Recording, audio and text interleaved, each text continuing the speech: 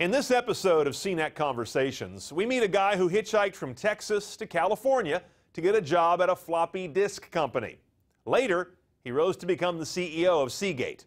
Reinvention being the essence of Silicon Valley, his ouster from that job has put Bill Watkins back into startup mode on a mission to light up your life with LEDs.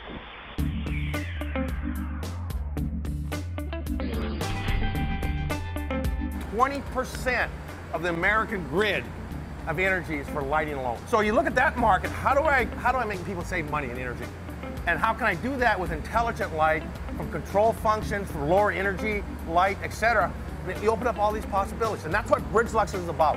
First, it's all about LED lighting, but made a different way. What happens here? This is a reactor room. So that's where we have nuclear. Nuclear, yeah. This is where we grow our epitaxial films on our wafers near either silicon or sapphire. How can you drive down the cost of LED? Because right now, LED fixtures for both institutional and consumers are high. Today, we manufacture LEDs on sapphire-based substrates. This is our 2-inch sapphire wafer. So sapphire wafer, these are basically sapphire discs, very thin. It's very thin. But this is pretty small. But it's small, it's fairly expensive. Then we thought, well, what can we do different?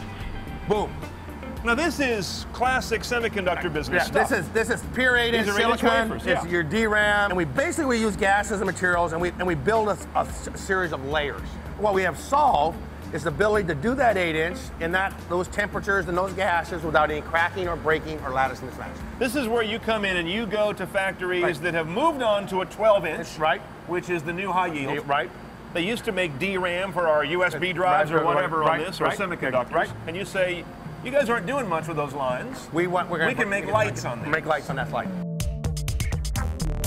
Making LED lights in a way that echoes making silicon chips doesn't just drive down cost. It also paves the way to embedding intelligence and new functions into that module that lives in a light socket. We don't look at that as a socket, we think of it as a node. When you start putting a light into chips and making them intelligent light, now you have an ability to do applications here. Why not turn your lights off from your iPhone? It's going to be a light that eventually will react to your environment, your motion. Eventually we can see lights that can look at the room, that will measure what's going on in the room and adjust the light to optimal reading conditions or optimal TV watching conditions. Watkins departed Seagate after a dramatic falling out with their board, one that led to a new beginning that seems to suit him. After Seagate, I thought, you know what, I want to go back to real work. I'm tired of lawyers and bankers. I want to go back, and this opportunity came up to look at this company. And I came down here and looked at it, and as hokey as this may sound, I came here and I met these young engineers. And they're 28 years old, I probably don't think they're young. But I kind of fell in love with them. It's been a long time since I've been around a bunch of people who think they're changing the world. And so I said, you know what, I don't need the entourage or the jets and stuff like that. This is what I want to do, and that's what I'm doing. Now I want to go back to the entourage and jets. How's coach airfare? Right. Yeah. So I'm going to get this as big as I can so I can get myself a jet. Great motivation. Yeah, that's right. As is the idea that BridgeLux engineers could turn the lighting business on its head.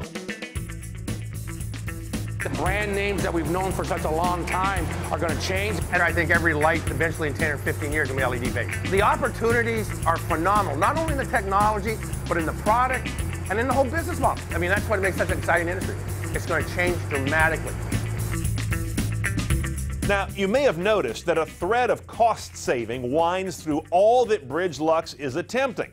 And that approach is going to be essential, as most of their customers, large or small, are used to thinking of lighting as just a cost to be managed, rather than an opportunity to do more with all that infrastructure that lies over our heads.